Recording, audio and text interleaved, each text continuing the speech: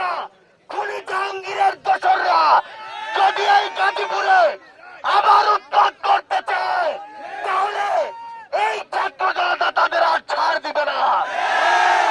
গতকালকে আমাদের অনেক সহযোদ্ধাকে তারা রক্তাক্ত করেছে, আমাদের সহযোদ্ধাদের তারা জীবন নাশের হুমকি দিয়েছে।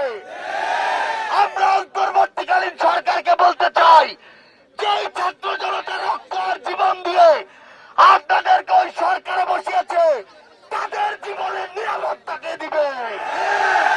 যেই পুলিশ প্রশাসন নতুন করে এই চেয়ারগুলোতে বসিয়েছে, সেই পুলিশ প্রশাসন এখনো কেন বাংলা সিনেমার পর ওই মুভির পর ঘটনা ঘটার পর রাজপথে আসে? আমরা কেন এখনো 2 ঘন্টা ধরে পুলিশের সাথে যোগাযোগ করে পুলিশকে মাঠে নিয়ে আসতে পারি না? এখন যদি এই অন্তর্বর্তী